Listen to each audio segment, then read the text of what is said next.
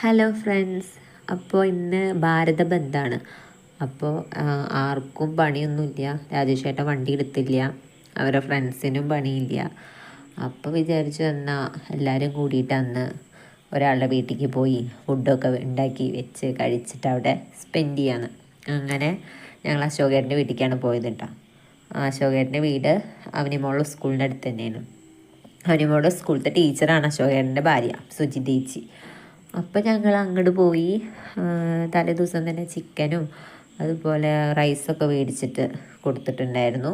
അപ്പം നമ്മൾ എല്ലാവരും കൂടിയിട്ട് ബിരിയാണിയൊക്കെ ഉണ്ടാക്കി. ഞാനൊന്നും ചെയ്തിട്ടില്ല കേട്ടോ, അവരെന്നെയാണ് ഫുഡൊക്കെ ഉണ്ടാക്കിയത്. ഞങ്ങളിവിടുന്ന് ഞാൻ പോകുമ്പോൾ ഒരു 11:45 വീട്ടിലത്തെ പണിയൊക്കെ കഴിഞ്ഞിട്ട് അങ്ങനെ പോവുക ചെയ്തത്. അങ്ങനെ നെയ്ച്ചോറ് ഉണ്ടാക്കണമെന്നാണ് ആദ്യം അവർ വിചാരിച്ചിട്ടുണ്ടായിരുന്നത്. അപ്പോൾ ഞാൻ നെയ്ച്ചോറ് കഴിക്കില്ല, അപ്പോൾ പിന്നെ അങ്ങനെ ബിരിയാണി ആക്കി. അപ്പോൾ എനിക്ക് വേണ്ടിയിട്ട് അവർ ബിരിയാണി ഉണ്ടാക്കി തന്നു. അപ്പോൾ അവർ ഇടയ്ക്കിടയ്ക്ക് പറയണ്ട എന്നോട് ഞങ്ങൾക്ക് എന്തൊരു സ്നേഹമാണെന്ന്. അങ്ങനെ അവിടെ ചെന്ന് പിന്നെ നമ്മൾ ഫുഡൊക്കെ ഉണ്ടാക്കണ തിരക്കിലായിരുന്നു. എൻ്റെ ഫോണിലാണെങ്കിൽ നെറ്റും ഉണ്ടായിരുന്നില്ല. ഇവിടെ വൈഫൈ ഉള്ളതുകൊണ്ട് ഞാൻ നെറ്റ് കയറ്റാറില്ലല്ലോ. അപ്പോൾ പിന്നെ അവിടെ പോയിട്ട് പിന്നെ കുറേ നേരം അപ്പോൾ എനിക്ക് തോന്നിയെന്നാൽ വീഡിയോ എടുത്താലോ എന്ന് അങ്ങനെ കുറച്ചൊക്കെ വീഡിയോ എടുത്തു. പിന്നെ രാജേഷേട്ടനും ഫ്രണ്ട്സൊക്കെ കൂടിയിട്ട് മീൻ പിടിക്കാൻ പോയി. അപ്പോൾ അവർ മീൻ പിടിച്ചിട്ട് അവർക്ക് അവിടെ വെച്ചിട്ട് അവർ ഏതൊരു ഫ്രണ്ടിൻ്റെ വീട്ടിൽ വെച്ചിട്ട് ഫുഡ് ഉണ്ടാക്കിയിട്ട് അവരവിടെ കഴിക്കുകയെന്നാണ് പറഞ്ഞത്. രാത്രിയാകുമ്പോഴേക്കും മീൻ കൊടുന്നേരം അപ്പോൾ വറുത്ത് വെച്ചോ, എന്നിട്ട് രാത്രിയാകുമ്പോൾ ചോറുണ്ണാൻ വരാമെന്ന് പറഞ്ഞു. അപ്പോൾ ഞങ്ങൾ എന്ത് ചെയ്തു, ഞങ്ങൾ കഴിച്ചു. നല്ല ടേസ്റ്റ് ഉണ്ടായിരുന്നു കേട്ടോ ബിരിയാണി. എനിക്ക് നല്ല ജലദോഷമുണ്ട്, അതാണ് ഞാൻ ഇങ്ങനെ പറയണത്, എനിക്ക് ശ്വാസം കിട്ടണില്ല.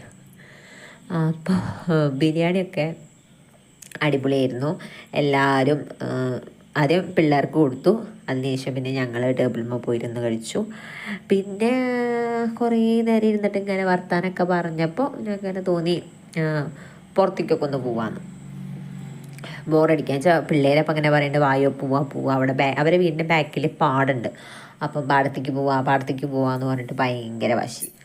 അപ്പോൾ അങ്ങനെ ഞങ്ങൾ പാടത്തേക്ക് പോയിട്ട് കുറച്ച് നേരമൊക്കെ അവിടെ ഇരുന്നു കേട്ടോ. താഴെ അവരെ വീട്ടിൻ്റെ അവിടെ നിന്ന് അങ്ങോട്ട് ഇറങ്ങിക്കഴിഞ്ഞ് ഇങ്ങനൊരു വീടുണ്ട്. ആ വീട്ടിൽ ആൾ താമസമില്ല, അത് അടച്ചിട്ടിരിക്കുകയാണ്.